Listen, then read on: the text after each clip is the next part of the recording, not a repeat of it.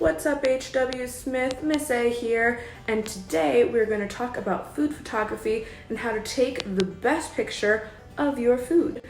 Let's get started. So we're going to take our food picture, and there's really only two things you absolutely have to have, and that is your camera, whether it be your phone or your DSLR camera or a point and shoot camera, and good lighting. The other thing you obviously need is your food item that you're going to be taking a picture of. And then in order to make your food photography really pop, you want to grab some props, okay? So let's take a look at what I grabbed. I have my subject here, which is the apple, nice and shiny. I have a little knife here as a prop. I have this cutting board here as a prop. The wood will add a nice texture. The cutting board adds a nice layering component.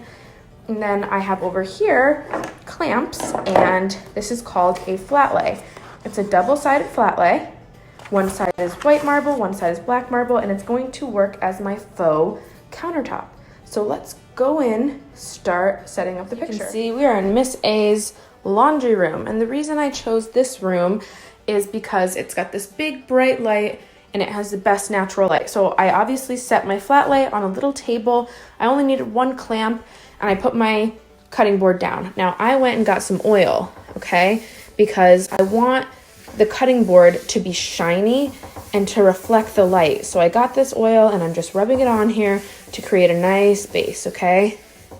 Just like I went ahead and cut my apple. I like that I can get this star shape here.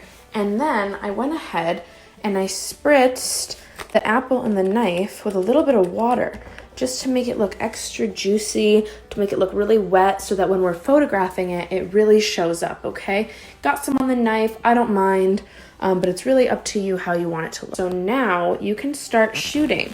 See, we've got our little layout here, and you can just start playing around with angles. Of course, the washer machine's in the background for this, so maybe up and down isn't great, or maybe if I'm gonna come from up and down, I go up against this wall like this. See how just changing your angle changes the frame entirely? You can also play around with this. Maybe you want it to go up and down like this. Just make sure you get in there and get those awesome shots. Maybe you want to go up against the light. That makes it look super juicy. All right, guys, I got my camera here and I am ready to shoot. So I'm gonna insert some pictures of how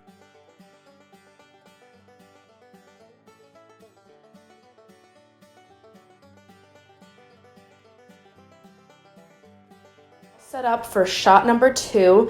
Now, as you can see, I flipped over the flat lay to the black marble, and by doing that, I had to add a few more clamps because otherwise it'll roll up. So that can be a little bit of a challenge because I don't want to get any of the orange clamps in the shot. If I do, I will have to Photoshop it out, and I don't want to. So in this shot, I'm going to be photographing chocolate chip cookies, and I'm going to show you how I can take kind of an ugly chocolate chip cookie and use other foods as a prop and other ways to make it look good, okay? Cookies here, I picked this little plate. The reason I picked such a small plate is because it will make the cookies stand out and look larger than life. And then I grabbed some of the ingredients. I grabbed some chocolate chips and some all-purpose flour. So what I'm gonna do is sprinkle some flour down on the cutting board, put the cookies on the plate, maybe like this. See, you can already tell, like the cookies being up make them look bigger. And then I'm going to add some chocolate chips, and I will be right back. So this is what my final set looks like. The flour and the chocolate chips add some texture, they add some dimension with the cutting board, and we can get shooting. That's the end of my super simple at-home food photography tutorial. As you guys saw, you only need a couple of items to elevate your photos from basic food photo to semi-pro food photo. Now, when you guys go through my PowerPoint and when you guys go through the videos attached to this, you guys will see that the food photography industry is huge and they go all out for these projects. They have something called food stylists, some people use robots, and there's really no limitation to how creative you can get with your food photography. You can use multiple different plates and bowls, you can use multiple different pieces of food. Just think about how you can create an interesting photo that makes people want to go out and buy it. Thanks, guys.